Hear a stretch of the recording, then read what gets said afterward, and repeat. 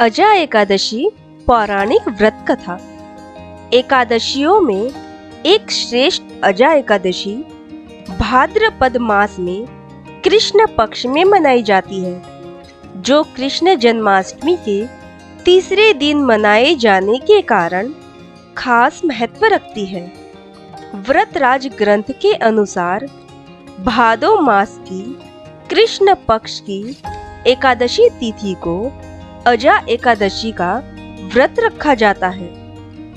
सभी एकादशियों की तरह यह एकादशी भी भगवान विष्णु को समर्पित है।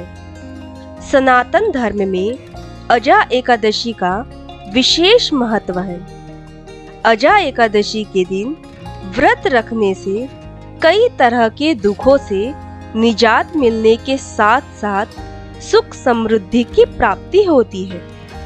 कहते हैं, जो साधक साधिका सच्चे मन से इस एकादशी को करता है, उसे अश्वमेघ यज्ञ के बराबर फल प्राप्त होता है।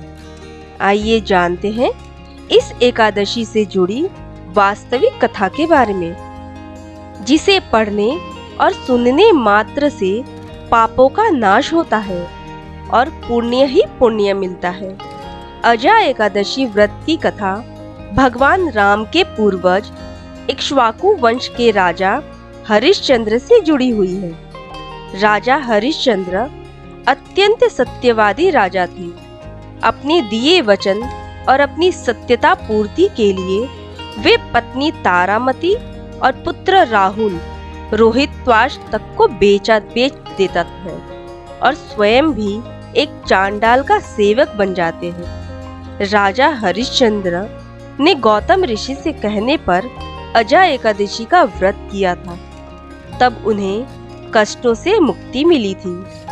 आइए विस्तार से जानते हैं यह कथा, जिसे स्वयं भगवान श्री कृष्ण ने युधिष्ठिर सहित अन्य पांडवों को सुनाई थी। अजा एकादशी व्रत कथा। युधिष्ठिर ने कहा, हे पुंडरीकाक्ष, मैंने श्रावण शुक्ल एकादशी अर्थात पुत्रदा एकादशी का सविस्तार वर्णन सुना। अब आप कृपा करके मुझे भाद्रपद माह के कृष्ण पक्ष की एकादशी के विषय में बताइए। इस एकादशी का क्या नाम है तथा इसके व्रत का क्या विधान है? इसका व्रत करने से किस फल की प्राप्ति होती है? श्री कृष्ण ने कहा, हे कुंती पुत्र, भाद्रपद माह के कृष्ण पक्ष की एकादशी को अजा एकादशी कहते हैं। इसका व्रत करने से सभी पाप नष्ट हो जाते हैं। इस लोक और परलोक में मदद करने वाली इस एकादशी व्रत के समान संसार में दूसरा कोई व्रत नहीं है। अब ध्यान पूर्वक इस एकादशी का महात्म्य श्रवण करो। पौराणिक काल में भगवान श्री राम के वंश में अयोध्या नगरी में एक चक्रवर्ती राजा हरिश्चंद्र नाम के एक राजा हुए थे। राजा अपनी सत्यनिष्ठा और ईमानदारी के लिए प्रसिद्ध थे। एक बार देवताओं ने इनकी परीक्षा लेने की योजना बनाई। राजा ने स्वप्न में देखा कि ऋषि विश्वामित्र को उन्होंने अपना राजपाट दान कर दिया है। सुबह विश्वामित्र वास्तव में उनके द्वार पर आकर कहने लगे, तुमने स्वप्न में मुझे अपना राज्य दान कर दिया। राजा ने सत्यनिष्ठ व्रत का पालन करते हुए संपूर्ण राज्य विश्वामित्र को सौंप दिया। दान के लिए दक्षिणा चुकाने हेतु राजा हरिश्चंद्र को पूर्व जन्म के कर्म फल के कारण पत्नी, बेटा एवं खुद को बेचना पड़ा। हरिश्चंद्र को एक डोम ने खरीद लिया, जो शमशान भूमि में लोगों के दाह संस्कार का काम करवाता था। स्वयं वह एक चांडाल का दास बन गया। उसने उस चांडाल के यहाँ कफन लेने का काम किया, किंतु उसने इस आपत्ति के काम में भी सत्य का साथ नहीं छोड़ा। जब इसी प्रकार उसे कई वर्ष बीत गए तो उसे अपने इस नीच कर्म पर बड़ा दुख हुआ। और वह इससे मुक्त होने का उपाय खोजने लगा। वह सदैव इसी चिंता में रहने लगा कि मैं क्या करूं, किस प्रकार इस नीच कर्म से मुक्ति पाऊं। एक बार की बात है, वह इसी चिंता में बैठा था कि गौतम ऋषि उसके पास पहुंचे। हरिश्चंद्र ने उन्हें प्रणाम किया और अपनी दुख भरी कथा सुनाने लगे। राजा हरिश्चंद्र की दुख भरी कहानी सुनकर महर्षि गौतम भी अत्यंत दुखी हुए और उन्होंने राजा से कहा, हे राजन, भादो माह के कृष्ण पक्ष की एकादशी का नाम अजा है। तुम उस एकादशी का विधान पूर्वक व्रत करो तथा रात्रि को जागरण करो, इससे तुम्हारे सभी पाप नष्ट हो जाएंगे। महर्षि गौतम इतना कहकर अलोप हो गए। अजा नाम की एकादशी आने पर राजा हरिश्चंद्र ने महर्षि के कहे अनुसार विधान पूर्वक उपवास तथा रात्रि जागरण किया। इस व्रत के प्रभाव से राजा के सभी पाप नष्ट हो गए। उस समय स्वर्ग में नगाड़े बजने लगे तथा पुष्पों की वर्षा होने लगी। उन्होंने अपने सामने ब्रह्मा, विष्णु, महेश तथा देवेंद्र आदि देवताओं को खड़ा पाया। उन्होंने अपने मृतक पुत्र को जीवित तथा अपनी पत्नी को राजसी वस्त्र तथा आभूषणों से परिपूर्ण देखा। व्रत के प्रभाव से राजा को पुनः अपने राज्य की प्राप्ति हुई। वास्तव में एक ऋषि ने राजा की परीक्षा लेने के लिए यह सब कौतुक किया था, परंतु अजा एकादशी के व्रत के प्रभाव से ऋषि द्वारा रची गई सारी महामाया समाप्त हो गई और अंत समय में हरिश्चंद्र अपने परिवार सहित स्वर्ग लोक को गया। हे राजन, यह सब अजा एकादशी का व्रत का प्रभाव था। जो मनुष्य इस उपवास को विधान पूर्वक करते हैं तथा रात्रि जागरण करते हैं, उनके सभी पाप नष्ट हो जाते हैं और अंत में वे स्वर्ग को प्राप्त करते हैं। इस एकादशी की व्रत की कथा के श्रवण मात्र से ही अश्वमेघ यज्ञ के फल की प्राप्ति हो जाती है। आइए आगे जानते हैं एकादशी की रात्रि में श्री हरि के समीप जागरण का महात्म्य। सब धर्मों के ज्ञाता, वेद और शास्त्रों के अर्थ ज्ञान में पारंगत, सबके हृदय में रमण करने वाले, श्री विष्णु के तत्व को जानने वाले तथा भगवत परायण प्रहलाद जी जब सुखपूर्वक बैठे हुए थे, उस समय उनके समीप स्वधर्म का पालन करने वाले महर्षि कुछ पूछने के लिए आए। महर्षियों ने कहा, प्रहलाद जी, आप कोई ऐसा साधन बताइए जिससे ज्ञान, ध्यान और इंद्रिय निग्रह के बिना ही अनायास भगवान विष्णु का परम पद प्राप्त हो जाता है। उनके ऐसा कहने पर संपूर्ण लोकों के हित के लिए उद्यत रहने वाले विष्णु भक्त महाभाग प्रहलाद जी ने संक्षेप में इस प्रकार कहा, महर्षियों, जो 18 पुराणों का सार से भी सारतर तत्व है, जिसे कार्तिकेय जी ने पूछने पर भगवान शंकर ने उन्हें बताया था, उसका वर्णन करता हूँ, सुनिए। महादेव जी कार्तिकेय से बोले, जो कलयुग में एकादशी की रात में जागरण करते समय वैष्णव शास्त्र का पाठ करता है, उसके कोटि जन्मों के किए हुए 4 प्रकार के पाप नष्ट हो जाते हैं। जो एकादशी के दिन वैष्णव शास्त्र का उपदेश करता है, उसे मेरा भक्त जानना चाहिए। जिसे एकादशी के जागरण में निद्रा नहीं आती तथा जो उत्साह पूर्वक नाचता और गाता है, वह मेरा विशेष भक्त है।